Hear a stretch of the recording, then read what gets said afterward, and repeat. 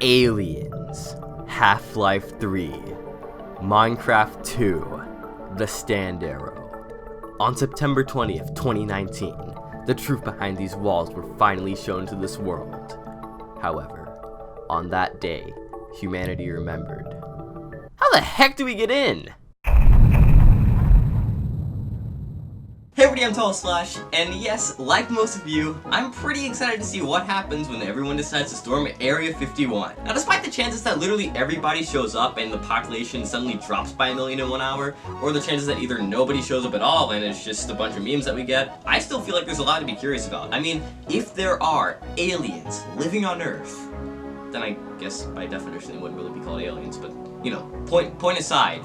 This would be pretty cool. Heck, my channel's name is literally a combination of the Urkentalis from Invader Zim, so I was practically made for something like this. The only problem is I just so happen to be part of the 85% of the US that doesn't live on the West Coast, and that $500 plane ticket to Nevada is not looking too inviting. So I was thinking to myself, you know, there's still gotta be some way that the gamers of this Earth can help support the effort. And then I realized, why not just glitch into the base? Glitches in video games can sometimes just lead to a lot of weird and usually undesired results, but when they're done intentionally, they can be pretty great, sometimes letting you skip areas completely or even break the boundaries of what the developers intended. So for all of us who can't exactly be there in person, using some of these, we can break into Area 51 from the comfort of our own gaming chairs. For this plan, I devised 7 ways for us to glitch into Area 51.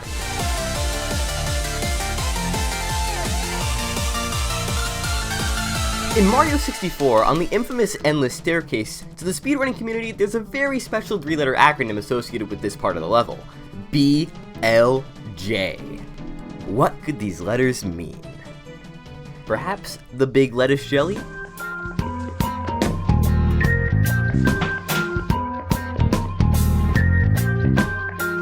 Where did I put the controller? I meant backwards long jump. My bad. A sandwich. This glitch can very simply be achieved by performing a long jump facing away from the staircase, then immediately holding back and mashing the button. After you do this, you'll be able to go backwards at very fast velocities, high enough to go through doors and walls. So if we do this in front of Area 51, not only can we break into the base in a matter of seconds, but also subsequently go through all of the bullets at light speed, saving us a few hundred lives in the process. The second method is more of an exploit than a glitch, but it's still a pretty overpowered way to get into the base. You'll want to start by installing League of Legends onto your computer.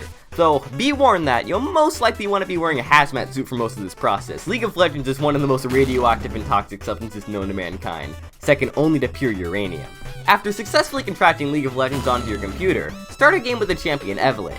In case you're confused about which one she is, she's the pink and purple demon thought. Oh. That's not advertiser friendly. After getting her to level 6 by farming jungle creeps, you'll gain the power to turn completely invisible passively. And using this, we can break into Area 51 by just walking up to the base's walls. However, we won't be able to just walk up to the towers, as they can see past the invisibility. So we're going to be using the summoner spell Flash to teleport over the wall and walk into the base. From there, everything else should go pretty smoothly.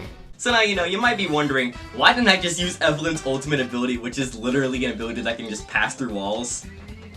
You know, that's a good one right there. Listen, the ability's called Flash, I'm Tallest Flash, I don't write the rules, I gotta use it. Plus, it makes a cool sound too. See? Yet again, moving back to glitches, we're going to be using Counter-Strike Source for this one, although this movement glitch can technically work in any game using the Source engine.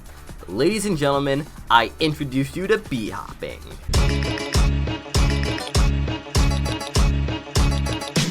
Bee hopping, otherwise known as bunny hopping, is a popular glitch that can be done in the Source engine because of how it handles movement.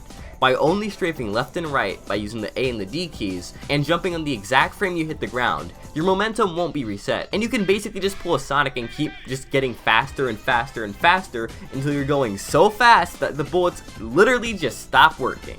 Yep, not much more to say about this one except that you just can't. Alright, so let's say that going incognito is a little bit more your style. We got another glitch for that too, this time using Minecraft. This strategy is quite popular, especially for breaking into bases on the oldest anarchy server in Minecraft. For this one, you'll want to start by making a nether portal some distance outside of Area 51. The exact numbers don't really matter too much, you just have to know how far away you are from the inside. Then, enter the nether and walk exactly 1/8 of the distance from your portal to the base, and this is where things get kinda tricky. To stop the guards from finding your portal and breaking it from the other side, we're gonna go through a little bit of trickery to make ourselves undetectable. You'll want to build up to the nether roof and place a minecart track. Sit in the minecart and start spamming ender pearls until you clip through, and now you should be on the nether roof, which is basically just a super flat world of bedrock and the color red. Now, all you need to do is build another portal on top of the nether roof with the new coordinates. If you've done everything right, you should spawn right in the chambers of Area 51, with a newly undetectable one-way portal and a path for your fellow gamers to walk right in. Speaking of walking in, LEGO Star Wars has a mechanic where enemy troops will just flat out ignore you if you play as a droid.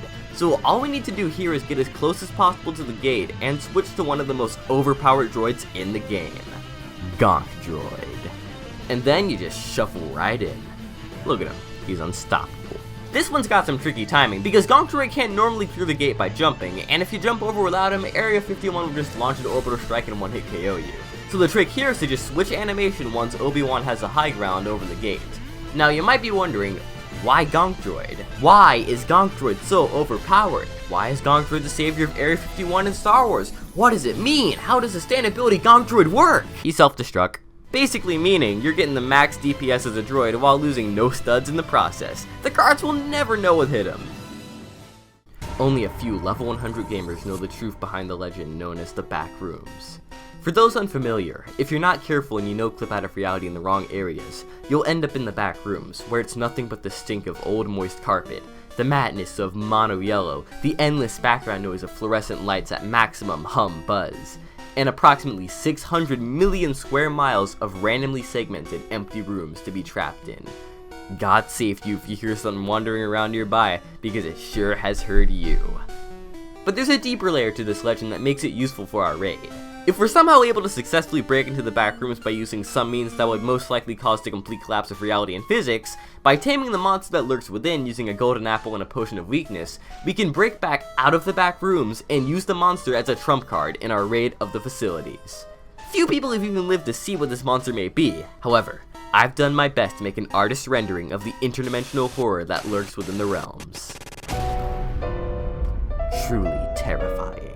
Because Yoshi refuses to pay his taxes, he'll be able to draw the aggro of the guards, and from there, he'll be able to defeat every single one of them with his immense power. Having 5 billion HP and 1 trillion ability power, Yoshi is unrivaled as the strongest creep in the game, so he'll be able to take on any future weapons they've got, while the rest of us are able to party with the aliens.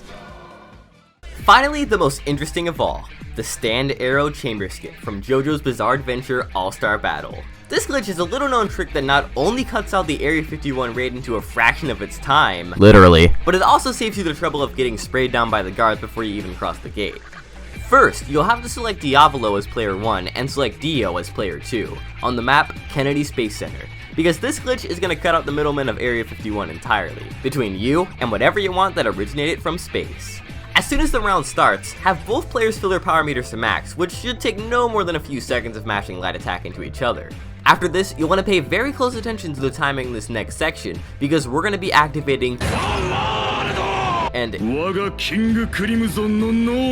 at nearly the same time. Except it's vital that you start King Crimson's ability a fraction of a second earlier. This is because of the complex nature behind King Crimson, as the stand ability can completely remove a period of 10 seconds while leaving only the effects of what was fated to happen in that time. But when Dio stops time in a world where time no longer exists, he creates an infinite loop where we can move freely until Dio starts time again.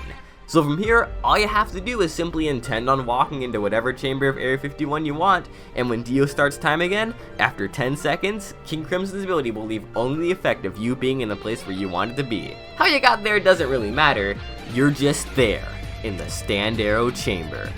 It just works. Or if you want to see some aliens, I guess that's cool too. I don't know. But I'm telling you, getting a paper cut from the Stand Arrow and dying 12 seconds later is sounding like a really good idea right now. Hey guys, so before we end the video, I just got a little PSA to give out, if you do end up trying to run, straight into Area 51, you are most likely going to die. There's this strange little side effect of getting shot, it's called death. and you know, it kind of stops you from doing anything ever. So, you know, if you're one of those guys, make sure you live stream it so every other one of us can get to see all the cool alien tech. Much appreciated. With that little disclaimer out of the way, this video was more of a joke, but nonetheless I still hope you all enjoyed it, and if you did, dropping a like on the video definitely helps out a ton. Maybe with another way the gamer race can help and find those A-Lamaus. And as always, for more videos like this one, don't forget to smash that squish red subscribe button and enable notifications. With that all being said though, once again, thank you all so much for watching, and until next time, I'll be back in a flash.